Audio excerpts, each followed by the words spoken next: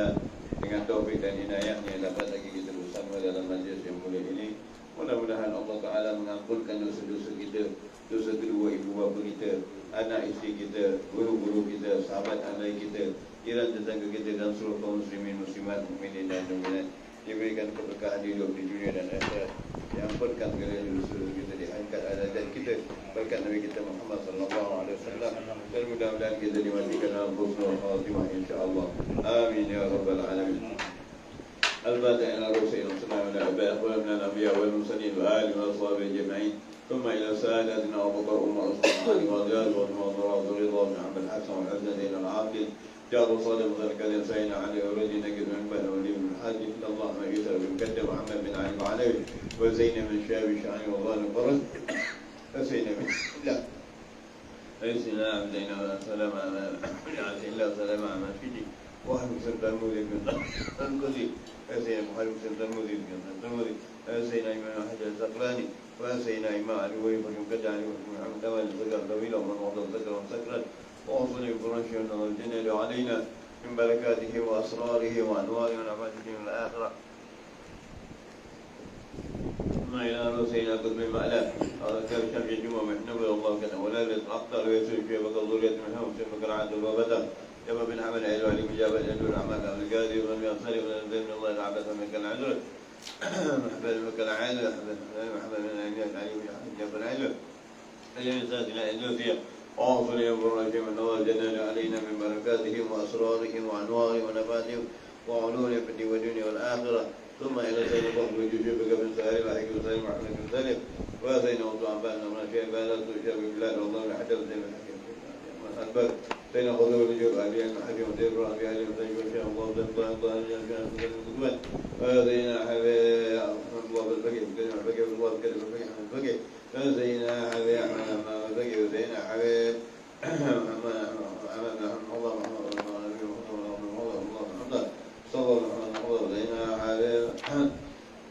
الله بالرجال الله جاء محمد الله جاء الله محمد بالرجال آتينا بالشهاب آتينا بالجاء آتينا الله شاطئ سيدنا شاطئ وجد ما شاطئ آتينا حبيب محمد مالك يا ابن مالك يا ابن مالك أبد مالك آتينا حبيب أمسك الله في الله حبيب العافية نور العلم الحبيب شيخ سنجرة وآتينا حبيب من نور حبيب الله حبيب حبيب بدع وآتينا حبيب رحمة جزيرة آتينا حبيب الهادي سيدنا محمد بن الهادي نزول ما شاء الله محمد حبيب الهادي آتينا حبيب محمد حبيب بن محمد الهادي آتينا حبيب محمد عبد الله آتينا آتينا حبيب من منطق عدد ومن منطق ومنطق الصحابة جاب العدد ومنطق العدد ومن العدد آتينا حبيب من العاجل آتينا الحجوبي آتينا حبيب العدد وآتينا حبيب الحجر نصيب من هذا وبين محمد الهدد الظاهر بين حبيب الحجر قبل بارك وكرم جمع بيت البدر جمع الله الجنة علينا من بركاته وأسراره وأنواره ونباته والمجودين والآخرة. ثم إلى وجهنا وديكم وأمتنا وأمتكم خاصة والمسلمين عامة أنا برحمة ومغفرة ورضوان وإلى حاضرة النبي محمد صلى الله عليه وسلم بخير الفاتحة. أعوذ بالله من الشيطان الرجيم. بسم الله الرحمن الرحيم. الحمد لله رب العالمين الرحمن الرحيم مالك يوم الدين إياك نعبد وإياك نستعين صراط المستقيم صراط الذين أنعمت عليهم غير المغضوب عليهم ولا الضالين آمين. بسم الله الرحمن الرحيم. الحمد لله رب العالمين والصلاة والسلام على سيدنا محمد وعلى آله وصحبه أجمعين. اللهم صل وسلم على الصلاة والسلام دائما لنبيك محمد النبيين والأنبياء والمكرمين. اللهم جميل من العافية. اللهم نبي قلوبنا بعدوى معرفتك وافتنا وتعاملنا والطاعة وصلنا بعضا بذكرك مالك البدو ونور القوة والجزاء والرحمة فتنا اللهم أنت كرمني بشر الزبيع ويا غني يا أرحم الراحمين. اللهم أعطنا إيمانك وجوبا من السماء والبركة يا فتاح يعني مثل لا وتعالى يا فتاح يعني من المقربين. وصلى الله عليه الحمد لله رب العالمين. اللهم صل وسلم وبارك عليه وعلى آله.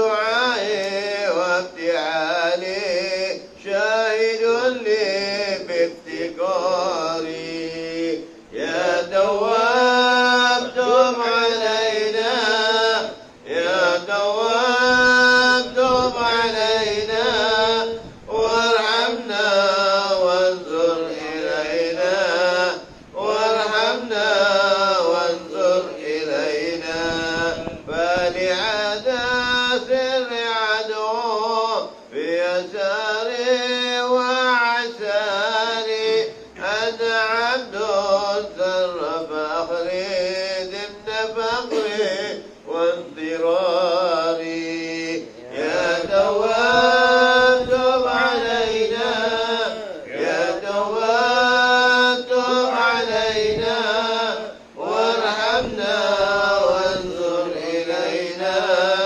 وارحمنا وانظر إلينا يا إلهي ومليكي أنت تعلم كيف حالي وبما قد هل قلبي من عموم واستغالي يا تواب تب علينا يا تواب تب علينا وارحمنا وانظر إلينا وارحمنا وانظر إلينا فتداركني بلطف منك يا مولى الموالي يا كريم الوجه غثني قبل أن يفنى اصطباري يا تواب تب علينا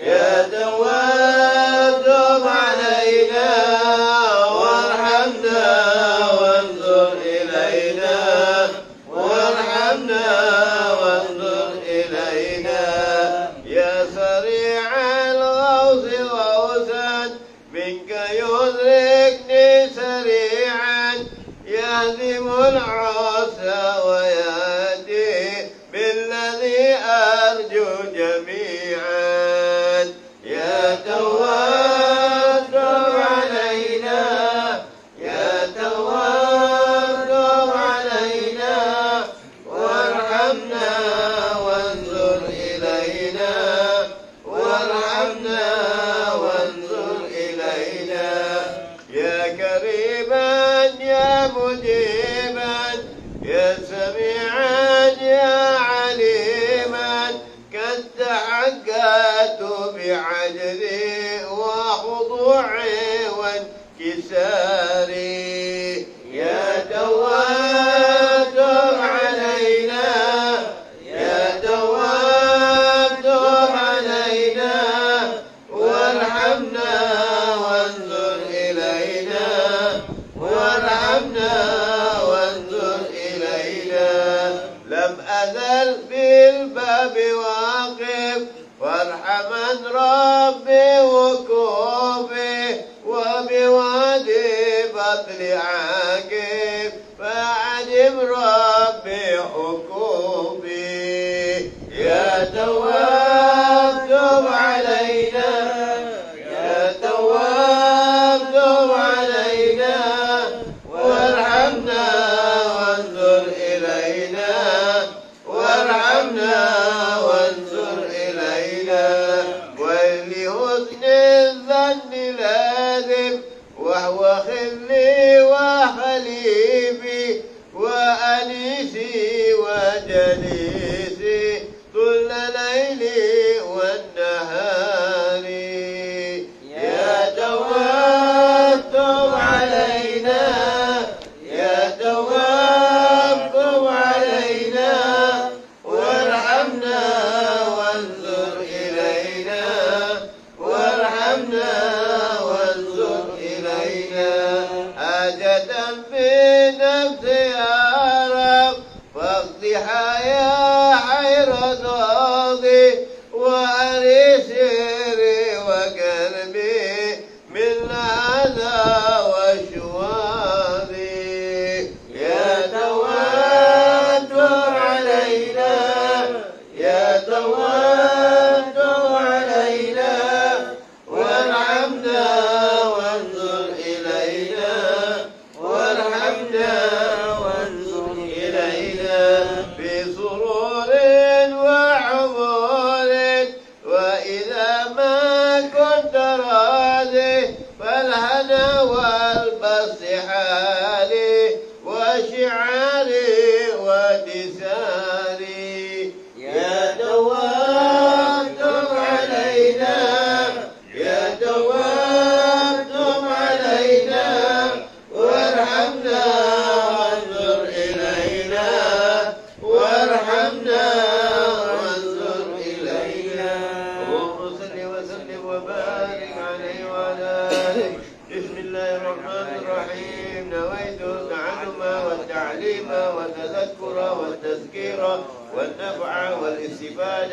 والحث على التمسك بكتاب الله وسنة رسوله ودعاء إلى الهدى ودلالة على الخير وابتغاء وجه الله ومرضته وقربه وثوابه ولا حول ولا قوة إلا بالله العلي العظيم. اللهم صل على محمد النبي الأمي وعلى آله وصحبه وسلم والحمد لله رب العالمين. بسم الله الرحمن الرحيم. سبحانك لا علم لنا إلا ما علمتنا إنك أنت العليم الحكيم. ربي اشرح لي صدري ويسر أمري واحلل من لساني يفقهوا قولي. أما بعد. Kesurat 133. 133. 133. Satunya lagi. Bismillahirrahmanirrahim. Sabdanya lagi. Lau ya'lamu lau ya'lamu an-nasu ma fil adani was-safilu awal thumma lam yajidu illa an yastahkimu alaihi yastahamu. Sekiranya orang-orang ramai mengetahui keutamaan yang terkandung di dalam azan dan awal, lalu mereka tidak akan memperolehinya melainkan dengan berundi. Nescaya mereka akan berundi kerananya.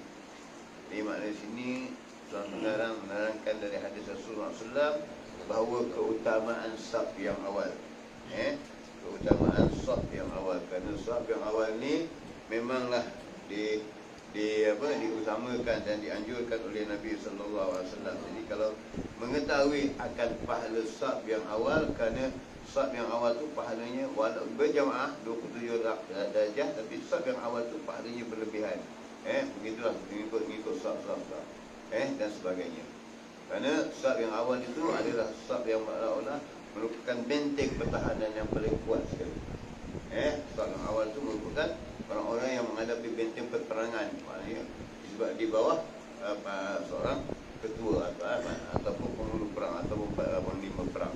Jadi itulah maknanya mereka ini orang yang mendahului akan apa-apa orang yang di belakang. Mereka ini seorang orang yang melindungi orang-orang yang di belakang. Jadi ini keutamaan saf itu. Maka sebab itu para sahabat sendiri kalau tahu saf itu utamanya, maka mereka mengajarkannya. Tapi bagi mereka-mereka yang ada juga ya, bagi mereka yang soleh, bagi apa yang tidak menunjukkan, tidak merebutkan, bukan tak nak ambil pahala, tidak, tetapi sifat tawaduk mereka, sifat merendahkan diri mereka, sifat tawaduk mereka, tidak mahu mengenalkan diri mereka. Ini terjadi kepada Al-Habib Umar bin Abdul Rahman Al-Attas, seorang waliullah yang besar, iaitu Qutbul Anfas. Habib Umar Abdul Rahman Al-Attas kalau salat dia itu sembahyangnya paling saf dan di belakang sekali. Tidak duduk di saf yang depan. Tidak duduk di saf yang depan. Jadi bila gurunya Habib Husin mengajar, dia di belakang. Sampai akhirnya Habib Husin mengatakan, orang yang berada di belakang itu adalah orang yang terkemuka dan lebih baik daripada orang yang ada di hadapan ini. Itu adalah Umar. Kenapa? Al-Husin mengetahui kedudukan dan tawaduknya Habib Umar bin Abdul Rahman Al-Attas. Sifat tawaduknya terlalu luar biasa. Merendahkan dirinya. Walaupun apa yang dicerca, apa yang dikaji, apa yang dicerca, dia tetap dengan sifat lemah lembutnya. Banyak kisah-kisah yang diceritakan bagaimana Habib Umar maknanya melihat orang mengatakan, oh Habib Umar dapat anak, kita ziarahkan kita. Tapi Badui pun, orang lalu kat rumah Badui pun kata, aku pun dapat, kedai aku pun beranak juga. Tapi kenapa maknanya orang tak nanyakan? Seorang macam mempersedakan begitu. Tapi setelah orang datang ziarah kepada Habib Umar datang lagi kepada Umar mengatakan rumah itu, mari kita ziarah kepada Badui ini, meraihkan kerbaunya, kedainya beranak. Dan kedainya jika bermanfaat kepada kau, alhamdulillah maknanya. Kan? Jadi maknanya memuliakan orang, bagaimana tadi maknanya menjaga hati orang, maknanya kerana Badui tadi mengatakan aku pun beranak, orang semua beranak, maknanya begitulah memperlekehkan. Jadi Habib Umar dengan sifat tawaduknya, mari kita datang ke rumah Badui, bawa kopi, bawa abu. Itu dia. Kerana lemah lembutnya dan tawaduknya. Itu juga dengan dengan bagaimana yang dikatakan Al-Habib Ali bin Ja'far Al-Azhar guru kami. Beliau dengan sifat tawaduk yang luar biasa, yang merendahkan dirinya. Bahkan kerana sifat tawaduk yang luar biasa itulah, maka jiran di sekeliling tidak mengenal beliau bahawa beliau adalah seorang wali besar. Beliau adalah wali yang bertaraf kutub. Maka jiran di sekelilingnya tak mengetahui akan kedudukan beliau itu, kerana zuhud dan tawaduknya yang luar biasa. Bagaimana sifat tawaduknya, sifat belas kasihannya yang luar biasa, iaitu apabila datang nyamuk gigit beliau, menginggap di tangan beliau, kita lihat dia ada nyamuk, biarkan nyamuk itu, katanya. Nyamuk itu nak isap darah. Darah yang bukan isap di kita bagi kita itu darah kotor agaknya. Jadi dikeluarkan, Allah keluar nyamuk ini isap darah kotor kita. Tidak katakan nyamuk itu, oh nampak darah gemuk dan kau isap darah aku. Pang, kalau kita itulah. Tapi sifat beliau tidak ada, beliau tiup je dan pergi. Itu dia. Itulah keadaan beliau dengan sifat tawaduk mereka. Jadi itulah maknanya para awliya salihin, ada yang mengejar, ada yang mengambil saf-saf yang di depan.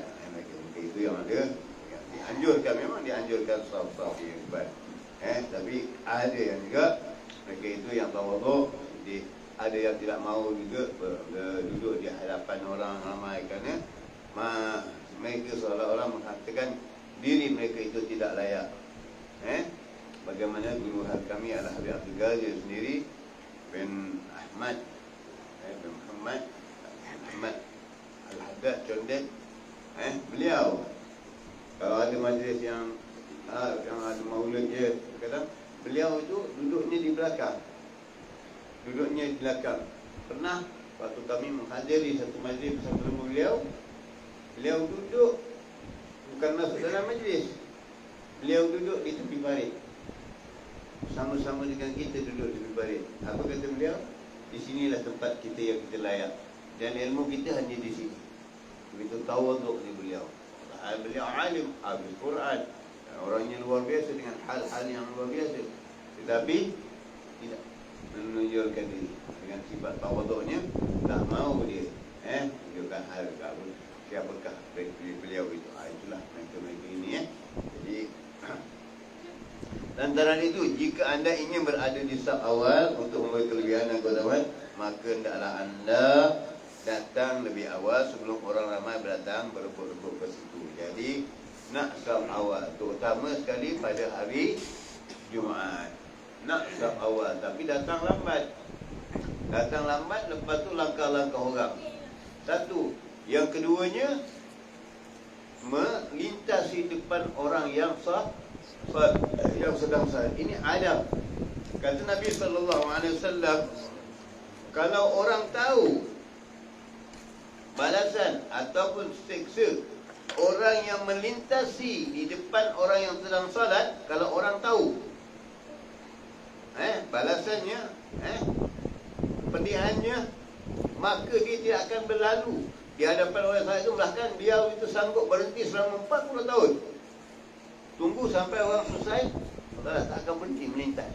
Ini orang main langgar yang salat. Kan? Dan waktu orang yang salat juga kena belajar ilmu. Akhirnya bila salat, bila orang nak lintas, taruh tak tangan begini sebagaimana. Dan terutama sekali yang paling senang ada sejadah. Jadi menunjukkan satu saf. Jadi maknanya kalau dia nak lintas depan lepas sejadah tu, dia punya hal. Tapi kalau dia nak anu depan kita betul, maknanya kalau tak sejadah, kita tahan dengan tangan. Ini yang ada tak belajar, ada pula tahan dengan tangan kita dia. Ini kan. Dia orang yang tak belajar tak. Jadi kita mesti ulurkan. Maknanya kan kita setengah solat. Itu dia. Jadi maknanya yang paling berlaku sekali banyak inilah pada hari Jumaat. Berebut-rebut nak ke depan. Berebut. Nanti datangnya lambat. Apalagi datang imam dah naik khutbah. Maka berkata Imam Nawawi, haram bagi dia melintasi orang. Bahkan Nabi pernah tegur orang yang melintas orang, melangkah-langkah orang waktu Nabi sedang khutbah. So orang itu berhenti daripada melangkah-langkah. Nabi Imam Nawawi sendiri tegak. Nabi Imam Nawawi mengatakan, apabila telah naik imam di atas mimbar pada hari Jumaat, dah tak ada lagi salat. Imam Dan tidak ada lagi perkataan, maknanya tak berbual lagi dan tak ada solat lagi. Tapi ulama membahaskan juga sikit, boleh salat ringkas 2 rakaat. Tapi bagi Imam Nawawi dah tak ada. Apa yang kamu penting-pentingkan? Kamu duduk mendengar khutbah imam yang sedang membaca khutbah. Ini dia. Kamu duduk sedang imam baca khutbah, bukan lagi untuk solat. Kerana kalau nak solat dia akan awal.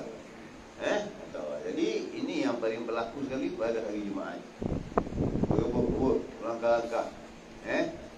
Lepas tu duduk di saf awal, adab. Ingat, di saf awal adab. Adabnya apa? Pakaian kita. Pakaian kita. Kita dengan tidak bersongkok, tidak berkopiah, dengan seluarnya, dengan t-shirtnya. Minta maaf cakap, ini adab. Jadi barulah kamu untuk berikan orang yang lebih utama pakaiannya yang sempurna di saf awal. Perhatikan pakaian kita, akhlak kita. Pakaian yang sempurna, yang baik, duduk di saf yang hadapan. Nak saf yang hadapan, datanglah dengan pakaian yang baik, yang sempurna. Ini solat pakai t-shirt. Tapi kalau pergi menghadap majlis protokol, pakai t-shirt tak dibenarkan masuk. Pakai dengan pendek pun tak dibenarkan masuk. Ikut peraturan.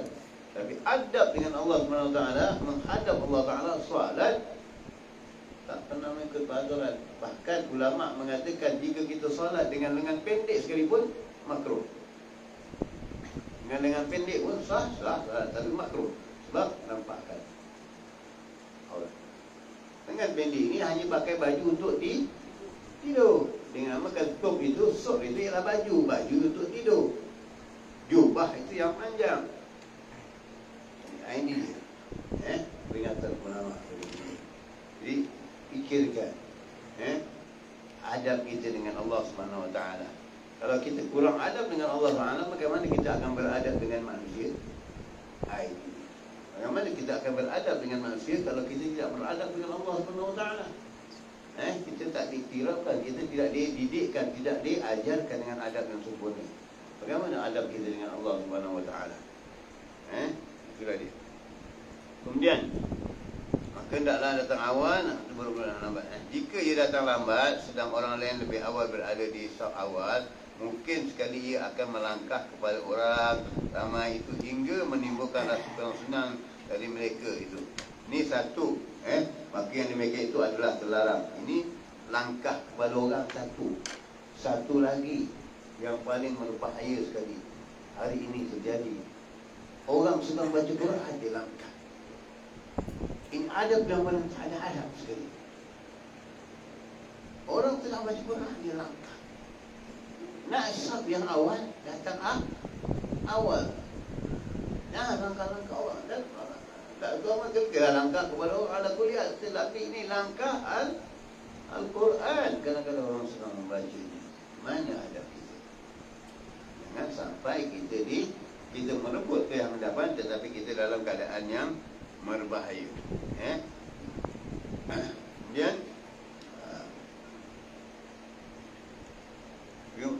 dan demikian itu terlarang. Jika ia bimbang orang ramai akan marah, jika ia melangkah-langkah subuh itu menuju ke saf awal, maka sembahyanglah di saf belakang adalah lebih utama dari saf awal. Kemudian taklah ia mencela dirinya yang telah terlambat kerana dia dapat bersembahyang di saf awal. Marahkan diri. Kenapa aku datang lambat? Ukur diri, kenapa aku datang lambat? Nak saf awal, datang awal. Tapi kamu datang lambat nak solat. Bila masa kamu boleh masuk saf awal? Bila masuk saf awal? Bila dibolehkan masuk saf awal? Kamu nak berebut saf awal? Apabila imam Bilal dah qamat. Bila imam dah qamat, itu jam.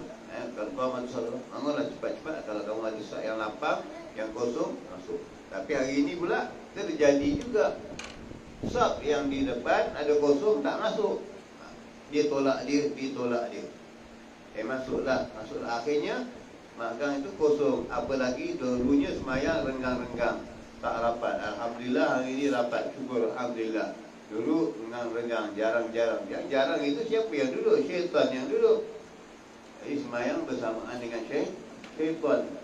Kemudian kalau dah rapat-rapat, ada saf kosong lagi yang boleh diisi, ke depan lah.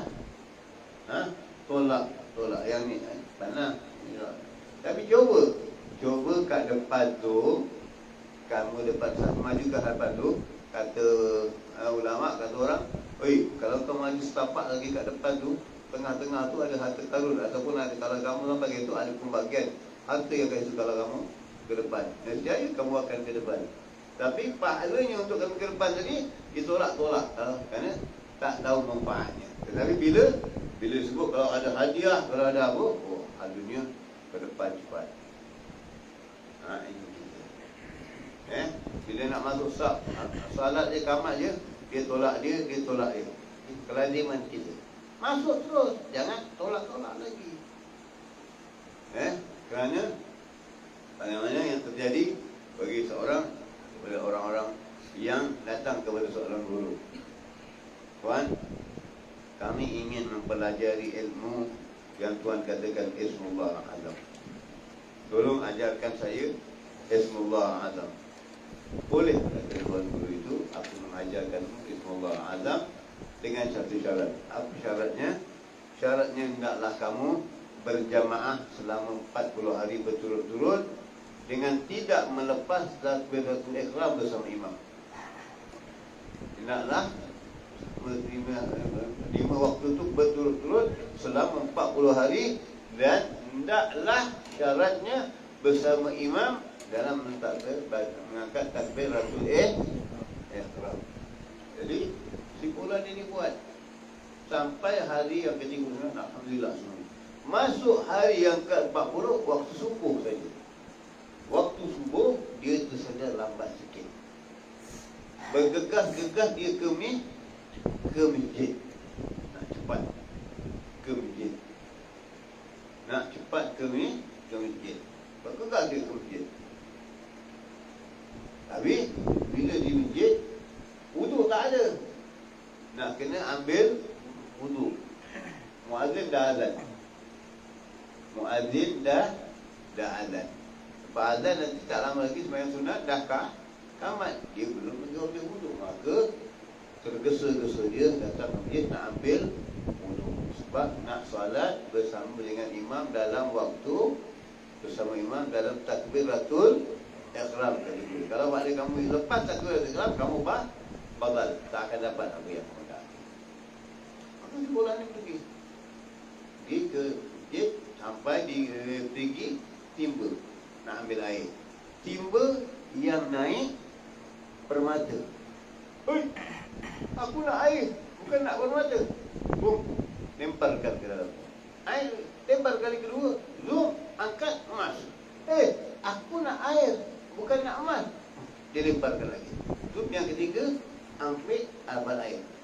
Ambil wudunya dan bekerja dia dapat salat bersama imam dalam takbiratul ihram. Jadi Allah dah beri dia kurnia, iaitu Ismullah Al-Azam. Bila yang dapat Ismullah Al-Azam ini, mereka tidak berhajat kepada dunia. Tengok, dia nak salat tadi dah diberi Allah ujian permata. Cuba kalau kita zoom timba, imam salat lah, ini permata, aku angkut dulu lah, bawa balik kita. Tapi beliau tu tak perlu lagi dah. Yang diperlukan adalah air wudu untuk salat bersama imam berjamaah. Dari situ Allah dah beri dia ujian, dan dia dah dapat itu Ismullah Al-Azam tadi. Tapi menyebabkan dia tidak ada kecenderungan dalam, bila orang nak menggunakan Ismullah Al-Azam, nak dapatkan perkara ini, maka tidak ada kecintaan kepada dunia langsung. Tidak ada kecintaan kepada dunia, tidak berhajat kepada dunia langsung, dan tidak tergantung hati dengan dunia sama sekali. Bila masih ada dunia, semua omongan kosong, tipu daya. Kerana dalam hati itu bila sebagaimana kata Ibn Athaillah, Allah akan mencurahkan, Allah telah membuka jalan untuk memberikan kamu sesuatu kutub ataupun satu rahsia yang Allah anugerahkan. Tetapi di dalam hatimu masih ada lagi cinta kepada dunia, maka Allah lepaskan. Tidak dapat. Bagaimana yang terjadi kepada Sayyidina Ibrahim bin Adham. Sayyidina Ibrahim bin Adham ini Sudah 30 tahun tak pernah jumpa anaknya kerana meninggalkan takhta kerajaannya dan meninggalkan kedudukannya sebagai raja hanya untuk menjadi seorang ahli sufi. Jadi setelah 30 tahun mendengar khabar bahawa anaknya telah dewasa dan nak mengerjakan haji, maka Ibrahim AS datang ke Mekah juga untuk bersama-sama anaknya mengerjakan haji. Kenapa? Tatkala beliau berpaut di kiswah Kaabah untuk mendakap anaknya, beliau mengatakan, telah aku tinggalkan anakku menjadi yatim 30 tahun dan telah aku meninggalkan isteriku menjadi janda. Kenapa? Kerana pengorbananku membadikan diriku kerana untuk Allah SWT. Bila beliau pegang kiswah Kaabah itu dan anaknya ada di situ, beliau dakap anaknya kerana terlalu kerinduan sangat. Maka datang suara, ya Ibrahim, tidak akan ada dua pedang dalam satu sarung, tidak akan ada dua hati dalam satu dada. Pilih antara satu. Maka Sayyidina Ibrahim AS ketika itu sedar akan suara itu dan peringatan itu, maka mengangkat tangannya, ya Allah, aku lebih mencintaimu dari anakku kerana aku berkorban untuk diri, kerana aku semata-mata meninggalkan dunia kerana cinta kepadamu ya Allah. Dan tidak ada cinta kepada dunia sama sekali, walau hatta anak yang aku telah berpisah dengannya 30 tahun. Maka ya Allah, ambillah anakku. Dan ketika itu anaknya mati, meninggal dalam dakapan Sayyidina Ibrahim AS di depan Baitullah Baitullah di depan Baitullah. Inilah mereka itu mengorbankan cinta yang sebenarnya. Kita kata cinta semua suaku, semua suaku, hidup semati. Tapi kau hidup, aku mati. Aku hidup, kau mati. Itulah dia. Kau ikrar, kita nanti hidup, hidup semati. Bila yang seorang dah mati, seorang tak ikut juga. Semua hidup, semua mati orang kelantai kata. Itulah dia. Jadi tak adalah masuk sama-sama. Kemudian dalam sebuah hadis lain, Nabi mengatakan, la yazalu aqwamun yata'akharuna hatta yu'akhiruhum Allah. Suatu kaum yang terlewat sehingga Allah sentiasa melewatkan mereka. Ini jangan. Kenapa? Suatu kaum yang terlewat. Mana? Apa ni?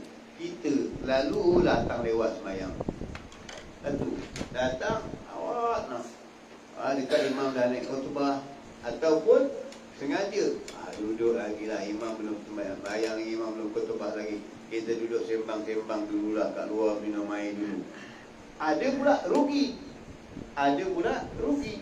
Ruginya macam mana? Ruginya datang salat Jumaat awal tapi tak masuk di dalam, duduknya di luar, di beranda. Di beranda bukan saf lah, bukan lagi dalam masjid, maka tak boleh niat i'tikaf. Dalam tu dia baru niat i'tikaf, tapi panas kat masjid dalam beranda, semayang salat tahajud masjid. Memang tahiyatul masjid itu adalah yang kamu semayang di dalam, di luar. Nama itu i'tikaf di hadis masjid, maka dan tufihi, maknanya aku beriktikaf di dalam masjid itu yang mana aku berada di dalamnya. Kalau itu beranda itu di luar, bukan di dalam masjid, maka macam mana dia nak i'tikaf? Maka maknanya kita nak i'tikaf kerana kita di luar. Jadi semayang duduk di luar, Bismillahirrahmanirrahim, angin, lihat orang. Tapi datang awal, rugi. Yang sebenarnya masuk ke dalam tempat ruang solat. Masuk ke tempat ruang solat, baru nak niat i'tikaf. Jadi kalau niat di luar, bukan niat i'tikaf lagi, tak ada boleh i'tikaf, tak dapat i'tikaf. Ini kita ingatkan baik-baik. Ada yang begitu sayang, nanti datang Jumaatnya awal duduk di luar, rugi. Kenapa? Tak mau belajar. Jadi yang begini juga kata Tuan Mengarang ini, ada Nabi yang lain, mereka adalah kaum yang lewat. Memang dah seolah-olah dicop oleh Allah Ta'ala, dimohon oleh Allah Ta'ala. Ini orang memang selalu datang lewat. Bila datang lewat, apa dapat? Tak dapat apa-apa. Sebab apabila imam dah naik khutbah, malaikat dah tutup buku. Sebelum tu sekurang-kurangnya orang dapat telur ayam. Ni telur ayam pun tak dapat, tapi datang. maka tidak ada solat Jumaat bagi mereka itu kata ulama. Allah tadi yang mengaturkannya, membalanya. Tapi bagi kata ulama tidak ada solat. Kerana apabila malaikat dah masuk, imam dah naik khutbah, maknanya malaikat pun dah tutup buku, dah tak ada lagi nak tengok siapa masuk, siapa keluar, siapa masuk. Kerana apa? Malaikat nak mendengar khutbah yang dibaca oleh imam. Jadi rugi. Jadi kita jangan dicop sampai orang yang memang datangnya lambat lalu. Bila datang lambat, di yaumul kiamah nanti lambat dan melihat Allah Rasul. Bila datang lambat, biasanya yang datang lambat akan ketinggalan. Yang datang lambat akan ketinggalan. Nak cabut undi, yang datang awal dulu dapat cabut undi. Kalau dah datang lambat tak dapat cabut undi. Nak pergi kedai dah datang lambat, kedai dah tu untuk datang awal. Jadi kalau hal dunia kita awal. Oh nak undi rumah, pukul 6 belum masuk, kita dah masuk dulu. Nak cepat-cepat dapat nak undi rumah, nak dapat cepat. Oh nak dapat umur awal. Jadi bab solat ke masjid nanti dulu. Imam belum naik, relax dulu, minum kopi dulu, minum-minum dulu, sembang-sembang dulu. Ini kita. Bila imam dah naik, lepas tu nak cepat, nak dapat nampak ke depan, melangkah-langkah orang. Maka kata dua pengarang lagi, di antara perkara sunat yang terpenting yang tidak harus dilalaikan, meluruskan dan merapatkan saf, merapatkannya, meluruskan saf dan merapatkannya. Rasulullah SAW sentiasa meluruskan perkara ini dengan mengajarkan dengan berkata, la tusawwuna sufufakum aw la tufariqun aw yufarifuna al-baina anallaha baina qulubikum. Maknanya luruskanlah kamu akan saf kamu, taklah kamu merapatkan saf kamu, dan Allah akan memecah belahkan antara hati kamu. Jadi ini saf ini memeraihkan yang paling penting. Pertama, merapatkan saf dan meluruskannya. Kerana ini adalah menunjukkan barisan-barisan keutuhan, kekokohan umat Islam di dalam salat. Kerana rahsia salat itu pertama, ada seorang imam. Bagaimana besar masjid itu pun, bagaimana ramai dalam masjid itu pun, hanya imamnya satu orang, tak bertengkar. Bertengkar pasal politik pula, imam dua orang dalam satu masjid. Ibu halul, mana datang? Kerana tidak kesetujuan ajaran. Kamu tidak boleh menghukum seseorang itu. Bukan tugas kamu menghukum. Selagi dia mengingat kamu syahadat Islam, menghukum belum mesti perbuatan dia, mesti tak adil. Tapi jangan menghukum dia. Bukan tugas kamu untuk menghukum dia. Jadi jangan sampai solat dua imam pula. Kan tak pernah terjadi. Pernah terjadi. Akhirnya masuk kongsi juga. Ini dia. Jadi hendaklah solat walau berapa besar masjid sekalipun, tengok imamnya sendirian. Ini Islam mengajar, mematuhi, mengingati, mengikuti akan ketua kita, mengingati ketua kita, menghormati ketua kita. Tapi adanya apa?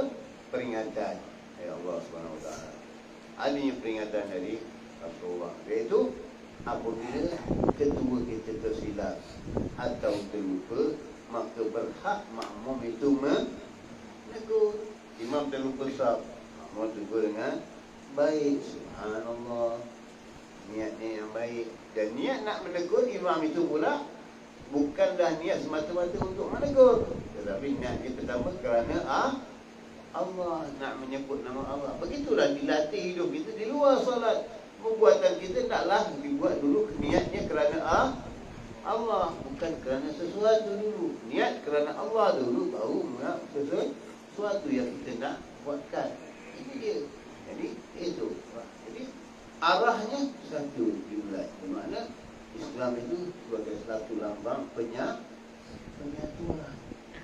Agama lain semayangnya tak boleh. Sana dia boleh ngadap sana, dia boleh ngadap pokok, dia boleh ngadap sana, matahari, kebenar matahari, benar-benar. Tapi Islam arah itu satu. Jadi arah itu adalah, kiblat itu adalah arah untuk menentukan kesatuan.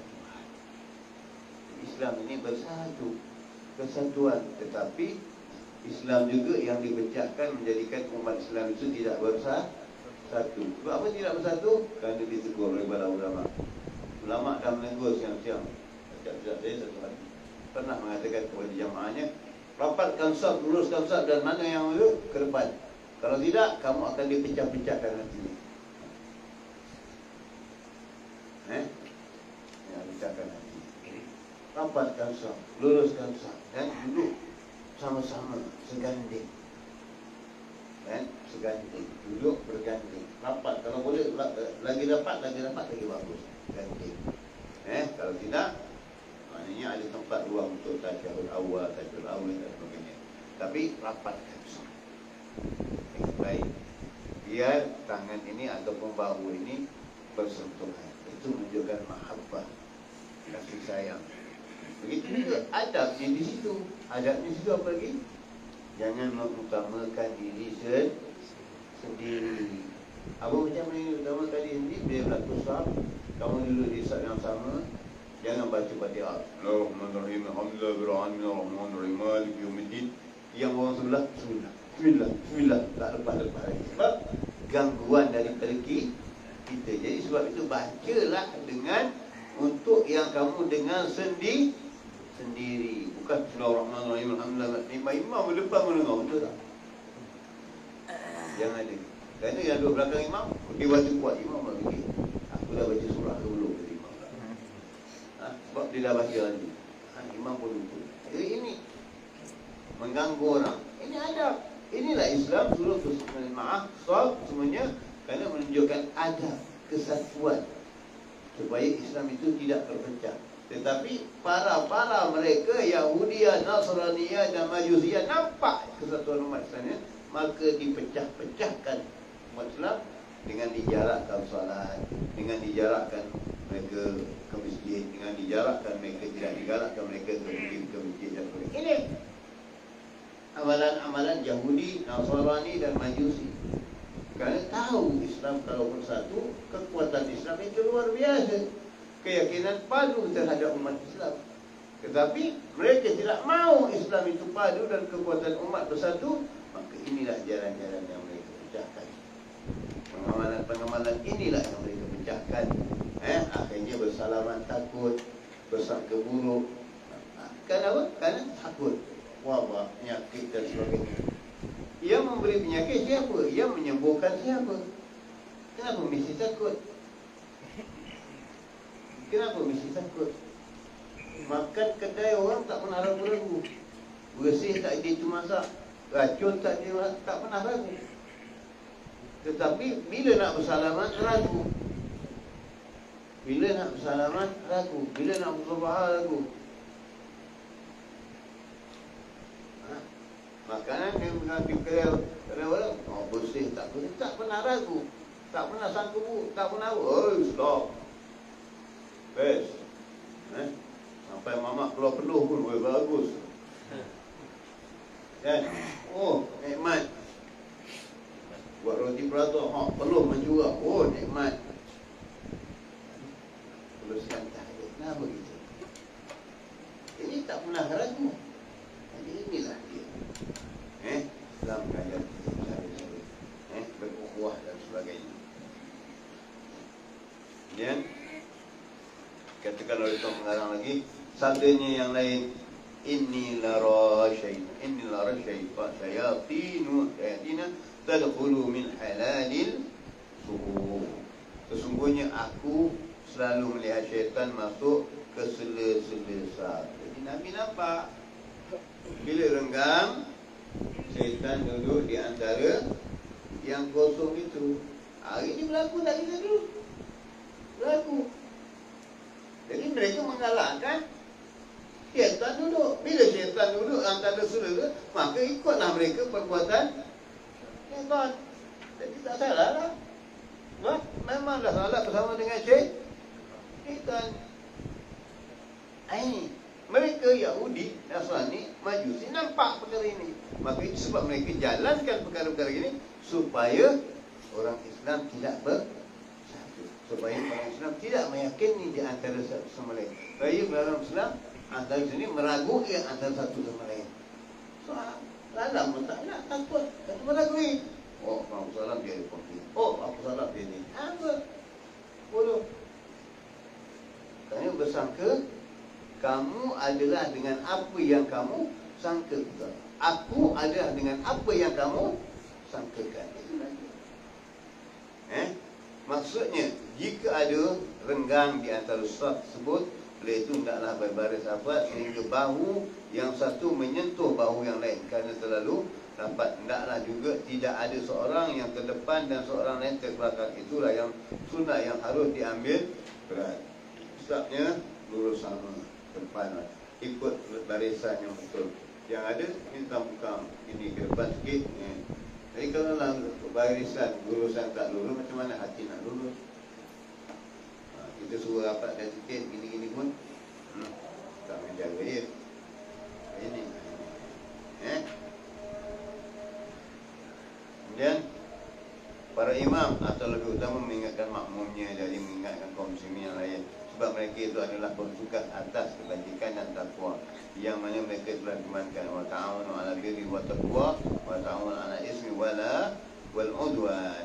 Hendaklah kamu untuk membantu dan mengerjakan kebajikan dan takwa, dan janganlah kamu membantu atas mengerjakan dosa dan penganiayaan.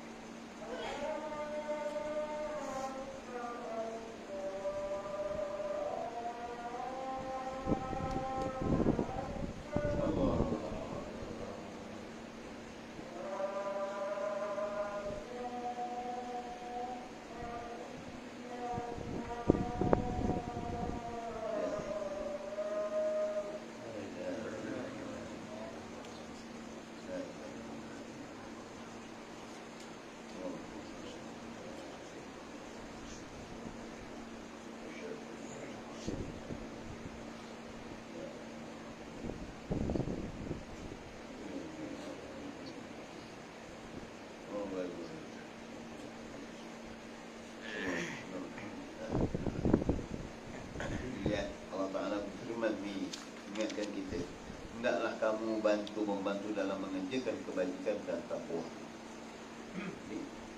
Yang Nabi menunjukkan semua yang baik, yang mana kebaikan dan bertakwa, dan jangan kamu membantu atau mengerjakan dosa dan penganiayaan.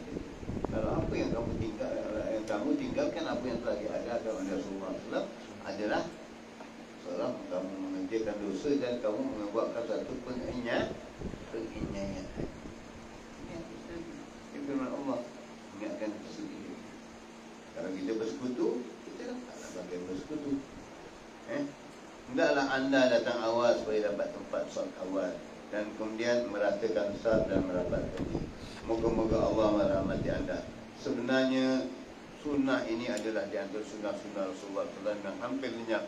Maka barang siapa yang cuba menghidupkan semula, nescaya dia akan berada bersama-sama baginda di dalam syurga bagaimana yang pernah diriwayatkan. Maknanya barang siapa yang menghidupkan sunnahku, mereka akan bersamaku di syurga Nabi SAW. Jadi inilah dia. Maka hidupkan sunnah Nabi ini. Hari ini dah banyak orang ingat orang dia awal. Pak Imam pun datang lambat. Pasal orang kata orang tunggu aku baca khutbah. Dia selagi aku tak baca khutbah, tak laku. Jadi Pak Imam pun datang lambat. Padahal zaman-zaman dahulu mereka itu berjalan kaki dan menuju ke tempat tu dengan yang awal, keluar rumah awal. Yang mana Nabi ingatkan dalam kita baru Jumaat. Pertama dapat unta, kedua dapat lembu atau kerbau, tiga dapat kambing, keempat dapat ayam, kelima dapat telur, kemudian enam kosong. Kalau dah telur kosong, habis apa yang kita dapat? Apa yang kita dapat? Jadi awal masuk masjid. Jadi kita rasa selalu lama duduk masjid. Tapi kalau duduk kat panggung wayang, duduk kat majlis rumah orang kahwin, duduk kat dewan, tunggu simposium, tunggu apa, tunggu ini, tunggu penganugerahan, tunggu duduk ini 3 jam, 2 jam boleh duduk dalam dewan. Nak kencing pun tahan. Tapi dalam masjid duduk begini lama pun dikit risau. Itulah itulah bagi mereka awliya-awliya yang Allah berikan mereka itu kedudukan yang luar biasa. Kedudukan yang luar biasa yang mereka ini datang di saf awal, duduk di masjid awal. Bagaimana terjadi pada seorang wali Allah yang besar. Datang di saf, duduk di saf yang awal, duduk. Kemudian setelah itu masjid dah mula penuh. Beliau nak berwuduk, dah batal wuduk. Beliau nak berwuduk, kena wuduk dah batal. Maka nak keluar, banyak orang kat belakang, langkah-langkah saf dan sebagainya. Ini para awliya yang Allah berikan mereka keistimewaan. Maka beliau menyalurkan jubahnya dan menutup diri beliau, seolah-olah beliau berada di situ, tetapi sebenarnya beliau telah pun ada di bilik air hamam mengambil wuduk. Itulah para awliya Rasulullah. Kemudian datang oleh kesal itu dalam macam biasa. Datangnya. Itu Allah beri kemudahan kepada kita. Kerana mereka melakukan apa yang diajar, apa yang diperintahkan oleh Rasulullah SAW. Kemudian kelebihan berjemaah dalam sembahyang-sembahyang isyak dan subuh. Ketahuilah bahawasanya melazimkan diri bersembahyang jemaah adalah perkara yang amat penting sekali. Bagaimanapun telah dibicarakan sebelum ini. Akan tetapi berjemaah pada sembahyang isyak dan subuh pula ada lebih kuat pentingnya dan lebih banyak pahalanya. Kerana Rasulullah SAW bersabda, "Man shalla isya fi jama'atin fa ka'annama qama nisfu lail, wa man shalla subha fi jama'atin fa ka'annama shalla laili kullah." Barang siapa sembahyang isyak berjamaah, maka dia seolah-olah dia telah bersemangat sembahyang setengah malam. Dan barang siapa bersembahyang subuh berjamaah, maka dia seolah-olah dia telah bangun sepanjang malam beribadah. Jadi ini pentingnya. Kenapa? Kenapa dua waktu ini yang manusia kurang? Kenapa dua waktu ini yang manusia hilang? Sebab bila dah sembahyang maghrib, orang pun tak orang isyak lagi. Isyak lambat, boleh pukul 10, boleh pukul 11 baik, maka tinggal maghrib. Maghrib, masjid dah jadi kosong, hilang jamaah.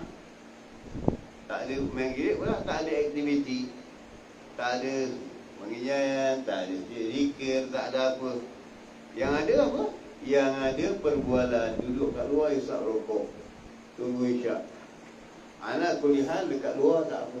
Kalau duduk dalam masjid berbual-bual hal dunia, ini yang dikatakan oleh Nabi SAW, salah satu orang yang akan Allah hantar, maknanya akan dikirimkan seekor jengking yang besar yang menyepit mereka ini, 12 orang yang akan dihantar, seekor jengking yang besar yang menyepit 12 orang yang dalam sepitan jengking ini, iaitu satu jengking yang besar. Salah satunya mereka yang berbicara dalam masjid mengenai hal dunia. Nak bicara dalam hal dunia, keluar dari masjid, jangan bicara. Tapi kalau dalam masjid, jangan bicara hal dunia. Kerana Allah telah menjadikan seekor jengking yang besar. Bagaimana ya? Dulu kalau kita dulu di Masjid Wali Hasan tu ada satu tulisan yang besar yang mengingatkan 12 orang yang akan dikepit oleh jengking ini, yang mana salah satunya adalah orang yang berbual hal dunia dalam masjid. Bang, macam mana projek ini bang? Walaupun duduk macam itu, itu hal dunia. Nak cerita hal dunia, keluar.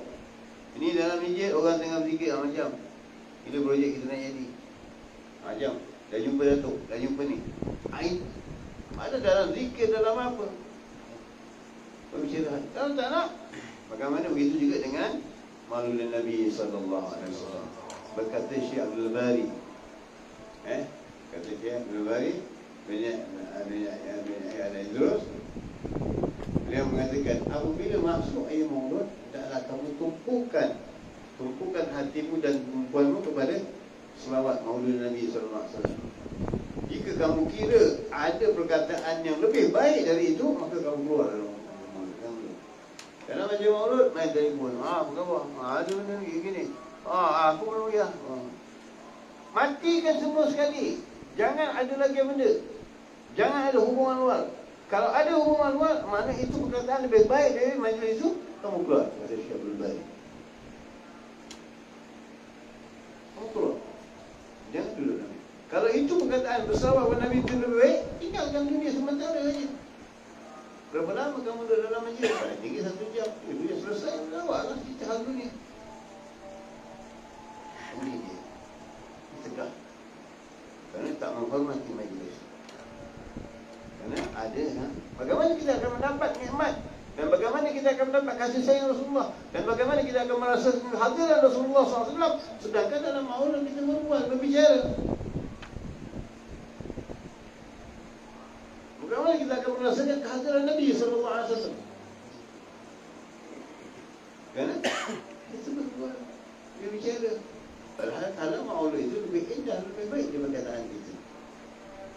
Kita tak ada berat. Kita bicara yang lain. Dan begitu juga dengan semayang tadi. Maka kenapa?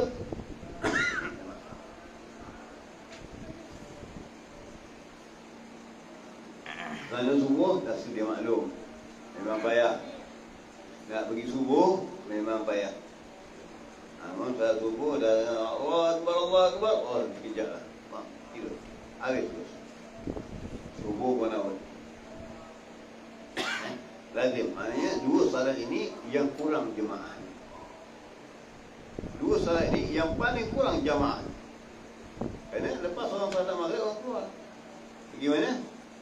Kedai makan. Antara maghrib isyak pergi kedai makan, makan dulu. Mana pergi? Yang lain. Antara maghrib isyak, hidupkan dulu antara maghrib isyak. Kenapa sibuk-sibuk yang lain? Jadi bila buat begitu, madras kosong, masjid kosong. Kerana manusia hanya sembahyang maghrib dah keluar. Apa lagi ada? Pesta-pesta. Isyak tu hilang. Subuh. Wallahualam. Itulah dia. Sebab tu ganjaran yang Allah Ta'ala beri kepada mereka yang salat isyak berjamaah, pahalanya seperti bangun atau beribadah setengah malam. Jika bila isyak subuh berjamaah, kamu seolah-olah kamu beribadat sepanjang malam. Jadi bila bila gini, jangan pula kata, wah saya salat subuh jemaah, saya malam, betul lah Nabi. Tapi janganlah pula tak pernah bangun tahajud, tak pernah bangun malam. Hidupkan malam itu, hidupkan malam itu, indahkan malam itu, dengan Quran, dengan berzikir, dengan waktu yang kamu manfaatkan bersama dengan Allah Subhanahu wa Ta'ala. Kamu sendirian merayu, berdoa kepada Allah Subhanahu wa Ta'ala, ya Allah, aku ni hamba-Mu yang miskin, hamba yang zalim, yang selalu membuat dosa, yang selalu berbuat maksiat, yang selalu melanggar perintah-Mu, ya Allah. Aku datang kepadamu di subuh hari yang mulia ini, di pagi, di tengah malam yang sunyi sepi ini, ya Allah, merayu kepadamu, ya Allah. Kau timurlah taubatku, Kau ampunilah dosa aku, Kau angkatlah darjatku, berikanlah aku kemuliaan hidup dunia dan akhirat, ya Allah. Jauhkan aku dari fitnah, balak dan sebagainya, ya Allah. Jagalah iman aku, jangan sampai imanku bertukar, jangan iman aku bertukar, dan jangan sampai iman aku mendahului yang lain selain daripada-Mu, ya Allah. Memandang yang lain selain daripada-Mu, ya Allah. Jadi iman kita sedikit, nampak yang lain, ya, tidak memandang lain selain dari Allah Subhanahu wa Ta'ala. Mudah-mudahan iman pun tidak bertukar, ya Allah. Memandang-Mu, ya Allah, mengingati-Mu, ya Allah, dan tidak memandang yang lain selain-Mu, ya Allah. InsyaAllah Allah berikan kita jalan. Kemudian kata Nabi SAW, farqu ma bainana wa bainal munafiqin annahum la yastati'una hudur al-isya wa subuh fil jamaah. Perbezaan antara kita kaum muslimin dan kaum munafikin, bahawa mereka tidak sanggup hadir sembahyang isyak dan sembahyang subuh berjamaah. Jadi hindarkan dari ini, jangan kita ditelah sebagai orang munafikin. Jadi sekurang tak dapat di masjid, berjamaah di rumah sama keluarga, sama isteri, salat isyak dan salat subuh. Ya, bangun, kejut anak-anak, bangun. Kalau nak belayar, nak musafir, pukul 3 pagi. Kalau terbang pukul 6 pagi, pukul 3 pagi, kalau nak kejut, hey, bangun cepat. Kalau lambat sikit kan, kalau terbang nak lepas, kejut, bangun cepat, bangun. Ada pula anak yang lewe-lewe tak bangun lah. Bangun. Kalau lepas kapal terbang kan, nak pergi mana? Nak pergi Australia. Oh, ini kan selamat kan? Pas. Kalau rumah jauh daripada airport, 2 jam perjalanan, mungkin kapal terbang pukul 6 pagi, pukul 4 pagi atau pukul 3 pagi dah bergerak ke airport. Pasal nak check in, nak apa semua, maknanya awal dah bangun. Kadang-kadang tak boleh tidur sebab nak kemah ini, nak kemah itu. Itu perjalanan antara dunia kepada dunia. Ini perjalanan kamu dengan Allah Subhanahu wa Ta'ala, yang menjelajah ke akhirat nanti, yang menjelajah ke alam-alam yang lain yang Allah bukakan kepada. Perjalanan dunia kepada dunia sahaja, dari satu tempat kepada satu tempat di dalam dunia ini sahaja. Bagi kamu yang bersalat, bertahajud, amin dengan Allah tengah malam, kamu juga buat perjalanan yang luar biasa dari Allah Subhanahu wa Ta'ala. Dan perjalanan yang lain yang membuka bukan hijab dan sebagainya, tapi kita tak ambil. Maka ini urut. Oh, ini flight pukul 6, pukul 3 perjalanan 2 jam nak pergi airport, check in lagi 2 jam. Jadi pukul 6, pukul 4, pukul 2 pagi, pukul 12 dah siap. Bangun siap, mesti pergi jalan. Anak yang tidur tadi lewe dan sebagainya, dia kejut, dipaksa.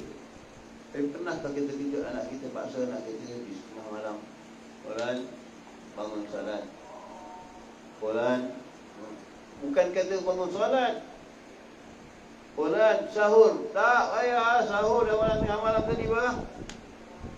Sahur pun malas. Sahur itu sunnah Nabi SAW. Sahur pun malas.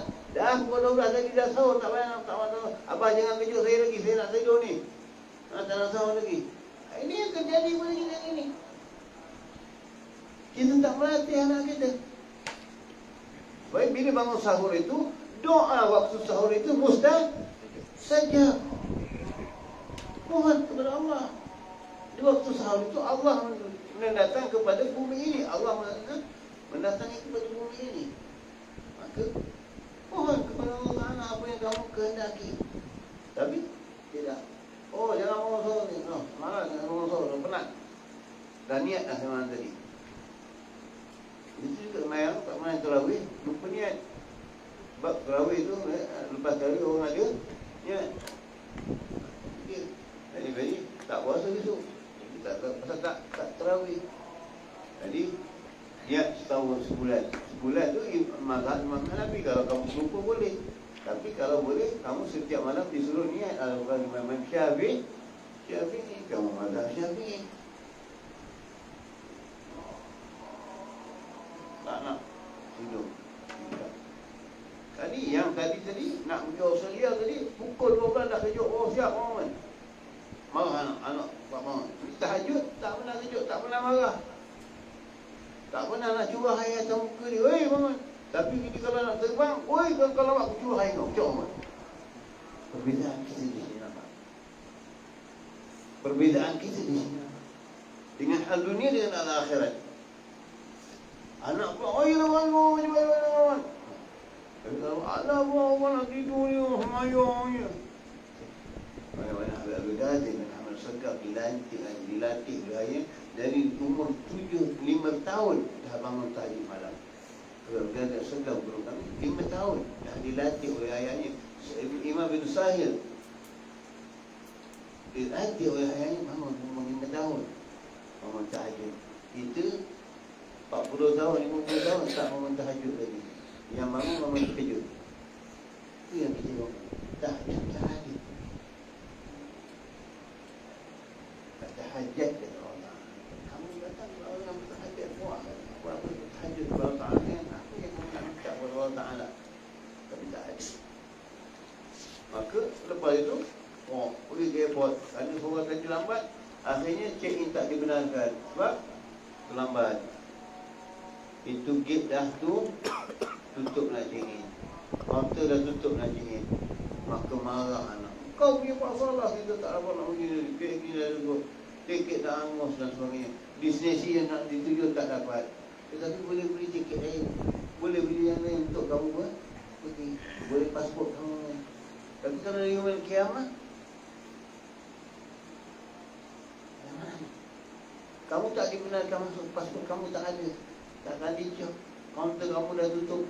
Tamat. Penyesalan hanya di dunia sahaja. Menyesal. Fikirkan. Bangunkan anak-anak kita. Bangunkan isteri kita. Pelan. Bangun malam. Tahajud. Sekurangnya 2 rakaat. Ya. Kamu tak mau juga.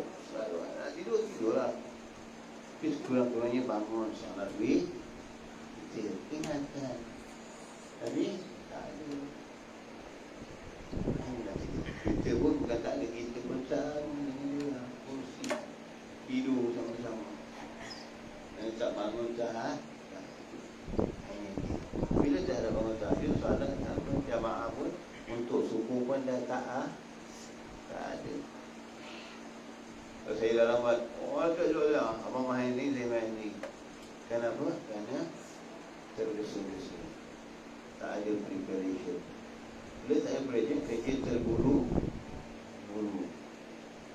Bila terburu-buru, mengakibatkan perkara yang tidak. Sembahyang tak boleh terburu. Makan tak boleh terburu. Bawa kereta tak boleh terburu-buru. Menghadap perasaan, menunduk bukan terburu-buru. Kita merosakkan semuanya. Kejadian itulah yang terburu-buru. Bagaimana kata guru kami Al-Habib Muhammad bin Ali bin Ja'far Nazir, 3 perkara yang kamu jangan buat. Pertama, barang yang mustahil jangan difikirkan. Kedua, barang yang lepas jangan dikenal. Yang ketiga, jangan buat perkara yang terburu-buru. Makan terburu, ketik. Bawa kereta terburu, bahaya.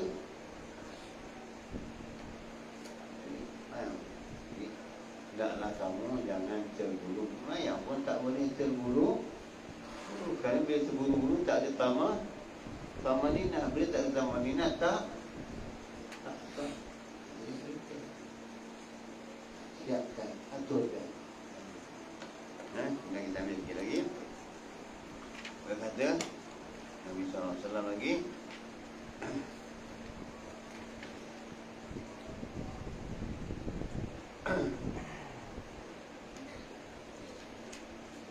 kemudian yang paling ketara itulah sabda Nabi SAW, pembezaan kita dengan orang munafik.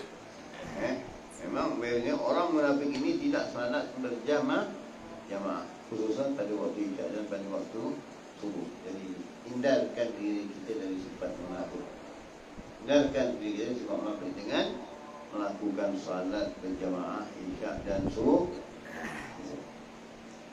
Kemudian ada riwayat lain Nabi menyebutkan man shallal isya, fi jamaah kana fi zimmatillahi hatta yusbih.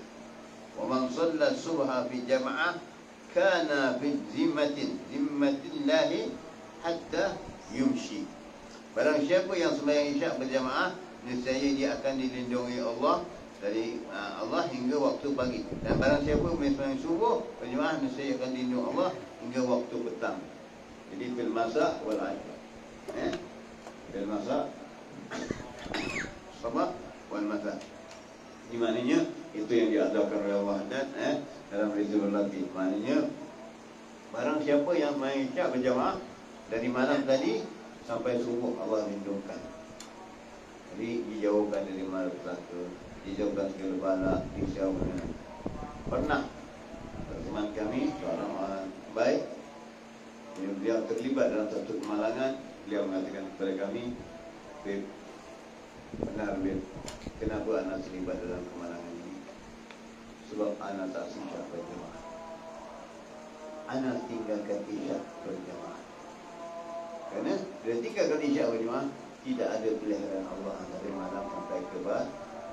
Jika ada sembahyang isyak subuh berjamaah, Allah pelihara dari pagi sampai ke petang. Ini jaminan Allah. Jadi dari sabda Nabi sallallahu alaihi. Jadi kalau nak perjalanan yang terbaik, nak perjalanan kita lancar dan bagus, maknanya tak ada gangguan ataupun jauh dia terlibat daripada perkara-perkara yang tidak baik, musibah-musibah yang tidak baik, maka hendaklah salat isyak berjamaah dan salat subuh berjamaah. Sentiasa dalam lindungan Allah, sentiasa dalam peliharaan Allah SWT. Apalagi dibandingkan dengan bilik-bilik yang telah disusun oleh Imam Haddad dalam Rizul Latif dan sebagainya. Ini dah satu daripada Simpulullah. Ini satu daripada benteng-benteng Allah. Salat saja dia dapat benteng. Berjamaah untuk isyak dan subuh. Allah memberikan benteng itu, maknanya daripada malam sampai pagi bagaimana. Dan kata ulama, itu takut, yang ada takut ialah rumah terbakar, takut rumah masuk pencuri. Hari ni ada kamera CCTV, kamera dipasang CCTV, pencuri masuk tidak. Apa yang ada pada CCTV? Masuk juga pencuri. Di mana CCTV berkesan? Kesannya di mana? Yang berkesan adalah pemeliharaan Allah Subhanahu Taala. Jadi ini, maka mereka itu amalkan ini. Ini bahasa diri. Kerana yang paling penting bukan rumah terbakar saja, bukan rumah dimasuk ke dunia. Yang penting adalah lindungan Allah dari perkara pertama syaitan. Kedua, daripada binatang-binatang yang berbisa yang kita tidak tahu. Yang kita tidur di dalam rumah kita dah ada. Ular dah masuk siang tadi, jengking dah ada. Maka dengan salat berjamaah ini Allah pelihara kita dari tersengat jengking, dari batu ular di waktu malam. Ini kerana yang manusia kita boleh nampak, tapi haiwan-haiwan ini kadang-kadang mereka telah bertapak dalam rumah kita tak ketahui. Dan dengan salat berjamaah, Allah ampun, Allah pelihara kita. Bahaya orang panjang rumah, curi, terbakar, yang kita nampak gempa bumi. Semua gempa bumi, semua kalau kena seorang kena. Kubur ni. Nak kena penting beliau semua kena. Tapi kalau berjamaah, Allah berkata. Juga bagaimana binatang-binatangnya kita yang dia rumah kita tak tahu. Jadi ini Allah lindungan Allah Subhanahu Taala kepada kita. Allah menolong kita. Kemudian bersabda Nabi sallallahu alaihi wasallam, "Fala yatlubannakum nakumullah bi syai'in min zimmatih." Maka tiadalah Allah akan menuntut daripadanya sesuatu setelah dia berada di dalam lindungannya. Jadi bila dah ada dalam lindungan Allah, man hizbillah, dalam siapa yang hizbillah, maka siapa yang ada di dalam lindungan Allah, man dakhala hizbillah, maka dia aman daripada siksa Allah, aman daripada segala-galanya, aman daripada segala azab dan sebagainya, aman dari segala-galanya. Inilah dia. Bila solat dari mana, mereka dah ada dalam lindungan Allah. Bila dah dalam lindungan Allah, maka kita tak akan rasa getar, tak akan rasa takut, tak akan rasa apa. Kerana kita dah menyerahkan diri kita kepada Allah SWT. Yang ini Allah Ta'ala akan menahan dari orang lain untuk merancang sesuatu bencana terhadapnya, seperti sihir. Ini kadang-kadang sihir ini berjalan waktu orang tengah tidur, maka masuk waktu orang tak tidur itu. Kadang-kadang orang tidur tak masuk lagi sihir ni. Kalau bila tidur dah lupa dia dengan wiridnya, maka setelah itu datang masuk. Ya Allah pelihara sebab berjamaah tadi, sembahyang isyak dan subuh berjamaah. Setelah itu berada dalam lindungannya dengan berjamaah dalam sembahyang isyak dan subuh itu, sebagaimana yang telah diceritakan oleh Al-Hajjaj bin Yusuf Ibn Bashar zaman Bani Umayyah, yang terkenal dengan kezaliman dan pelanggarannya terhadap batasan-batasan Allah. Apabila diseret kepadanya orang yang bersalah pada siang hari, dia akan bertanya kepada orangnya, adakah engkau sembahyang isyak? Walaupun si halas ini Hajjaj ini jahat orangnya, zalim orangnya, tetapi dia bertanya, adakah engkau sembahyang subuh berjamaah hari ini? Jika dijawab ya, nescaya dia akan melepaskan orang itu lantaran terlalu bimbang kepada Allah Ta'ala, akan mengancamnya kelak setelah orang itu berada dalam lindungan Allah. Tengok Hajjaj yang begitu zalim dengan rakyatnya, selalu membunuh rakyatnya ketika dia berbuat salah, tapi tanya dulu, ada otak sikit. Ada sembahyang isyak jemaah? Ada. Tak berani. Ada sembahyang subuh jemaah? Tak berani. Kerana tahu yang dalam sembahyang subuh berjemaah, dalam isyak berjemaah itu adalah orang yang dalam peliharaan Allah. Bila dia melakukan kezaliman, maka yang akan menuntut dia di yaumul kiamat adalah Allah Subhanahu Ta'ala. Kerana orang ini adalah dalam peliharaanku, kenapa kamu menyayangi? Tengok sampai begitu besarnya sekali akan orang-orang yang salat subuh dan isyak berjamaah. Dalam hati kita, jangan tinggalkan subuh yang pertama, subuh dan jangan subuh isyak berjamaah ini. Pertama, jangan tinggalkan, jangan kita mewarisi kedudukan orang-orang munafik. Itu yang paling penting sekali. Itu yang paling penting sekali. Jika kita bersalah dengan rumah kita, anak-anak kita aja. Kalau tidak, kalau bersalah dengan masjid, kita salat, balik isteri kita belum salat, anak kita tak ada, mereka isteri kita seorang tak salat, balik kita salat dengan isteri kita. Ada muaddah. Buat salat ulangan supaya isteri kita dapat salat berjamaah. Saya dah salat di masjid, awak nak salat lah. Sian dia salat seorang, maka kita balik dari masjid tadi, awak ada salat belum? Tinggal bangkit salat. Maka kita salat ulangan untuk beri kita faham jiran isteri kita dapat pahala jamaah. Begitu juga yang saya nak sebutkan tadi, macam dia teman kita tadi. Jika ada salah orang teman kita dah ketinggalan, tak dapat salat berjamaah, dia masuk dia salat seorang. Taklah, kalau di antara kita salah orang, satu orang duduk di belakang dia menggantikan, jadikan makmum muaddah. Niat muaddah mengulangi dengan salat, menjadikan dia, menjadikan kita sebagai makmum yang untuk dia dapat jamaah. Ini kehalusannya dalam Islam. Kalau kita niat sembahyang qada tu boleh? Kan niat berbeza. Dia sembahyang fardu, kita sembahyang fardu. Kerana niat berbeza, qada lain. Betul ke niat qada fardu, tapi berbeza qada, ada qada. Muaddah ni maknanya kita menaikkan ulangan kerana menemani dia. Kerana kita nikmat menemani dia.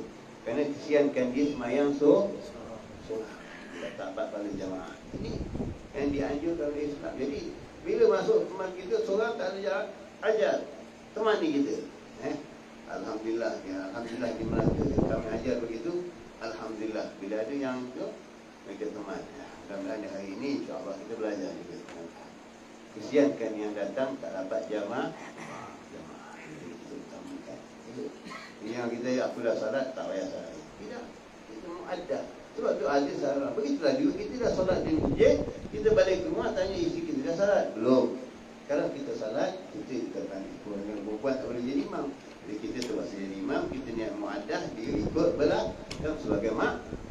Tetapi kalau teman kita lelaki, kita tak boleh jadi imam. Sebab kita sembahyang ulangan. Mereka sembahyang fardu wajib. Jadi mereka jadi imam, kita yang duduk jadi mak. Itu jadi bezanya. Kerana perempuan tak boleh jadi imam. Hari ni perempuan nak jadi imam. Perempuan jadi imam, perempuan jadi hakim. Pernah saya tegur kan berlaku dalam tempat. Hari ni beberapa tempat perempuan jadi hakim. Haram. Di mana mereka belajar? Mereka orang yang berilmu, mereka yang berpengetahuan, tapi melantik wanita menjadi hakim. Apa hukumnya?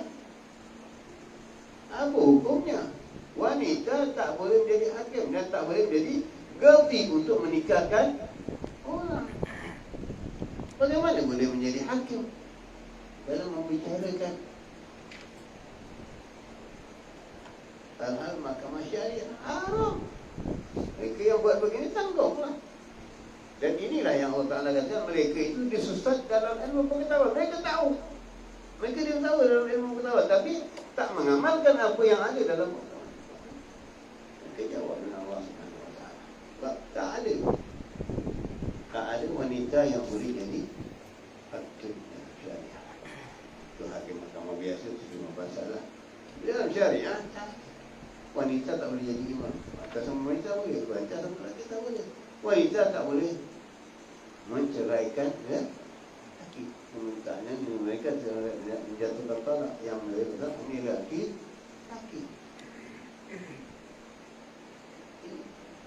Ini macam ini boleh jadi hakim. Wanita tak boleh menikahkan orang. Qadhi mana boleh menikahkan orang. Kali ini wanita boleh ambil tempat dia. Bagaimana? Fikirlah. Inilah pada. Inilah adunannya. Kalau kita meninggalkan segala-galanya, kita akan terjebur kepada penyimpangan-penyimpangan. Fikirkan baik-baik. Mudah-mudahan yang sedikit pada malam ini kita mendapat keberkahan dari Allah SWT. Mudah-mudahan Allah mengampunkan dosa-dosa kita, dosa tubuh kata anak-anak kita dan tuan-tuan kita. Allah mengangkat darjat kita dan mudah-mudahan Allah terima taubat kita. Allah terima taubat kita. Dan Allah terima dan ampuni dosa kita. Dosa yang telah lalu ya Allah, dan dosa yang akan datang ya Allah. Dah hapuskan segala-galanya. Kami mohon keridhaan-Mu ya Allah. Tubna ila Allah. Tubna ila Allah. Tubna ila Allah. Wa raja'na ila Allah. Wa nadimna ala ma fa'alna. Wa azamna ala an la na'uda li dhanbin abada. Wa nashhadu an la ilaha illallah wahdahu la sharika lah. Wa nashhadu anna Muhammadan Rasulullah sallallahu alaihi wasallam. رضينا بالله ربا وبالإسلام دينا وبمحمد صلى الله عليه وسلم نبيا ورسولا.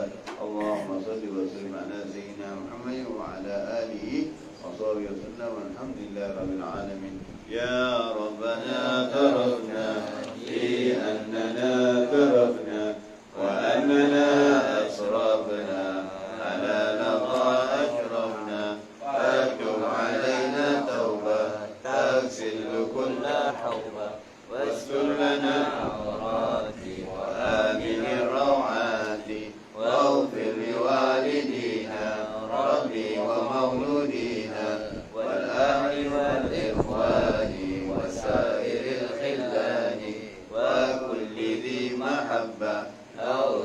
إخوة أو صحبة والمسلمين أجمع آمين ربي فاسمع فضلا وجودا منا لا باكتساب منا بالمصطفى رسولي نرضى بكل سور صلى وسلم ربي عليه عد الحب وآله وصحبه إلى تشي الصحب والحمد للإله للبدء والتناهي عبد المنصور ونبينا من قبله لا إله إلا الله لا إله إلا الله لا إله إلا الله محمد رسول الله صلى الله عليه وسلم كلمة الله عليها نحيا وعليها نموت وعليها غير راضي إن شاء الله تعالى من يوم يا أرحم الراحمين اللهم صل بما في قلوبنا وبها ذنوبنا واصلح بها جهوننا ويسر بها امورنا وارفعنا بها يوم لا ينفع مال ولا بنون الا من اتى الله بقلب سليم سير الفاتحه.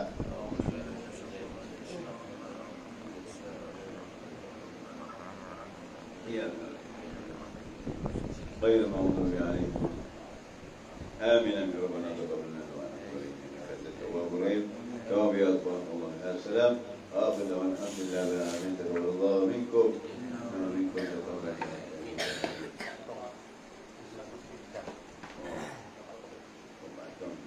dibacakan Fatihah. Bapak Ustaz Osman bin Maknun Fitri. Fikri. Fitri Ustaz Fitri. Ustaz Fitri yang Ustaz Ustaz Fitri yang pakai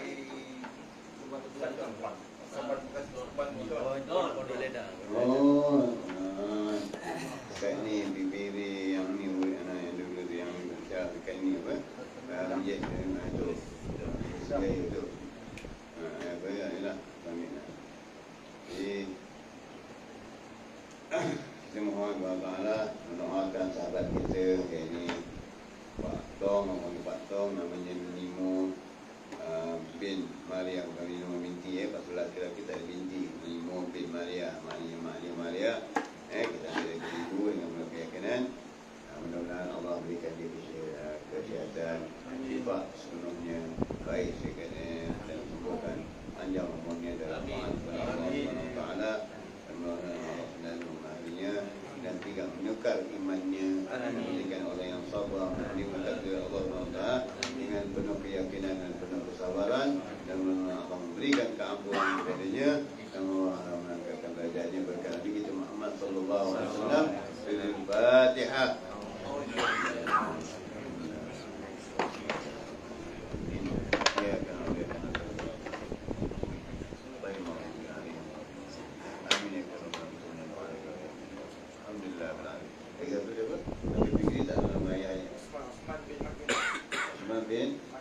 Dibacakan juga kepada Sulaiman bin Majid.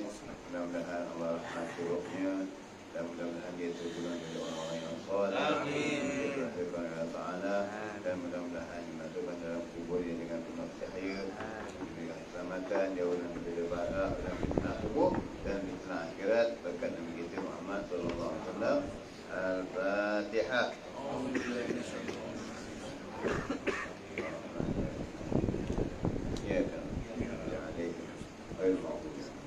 Amin ya karim.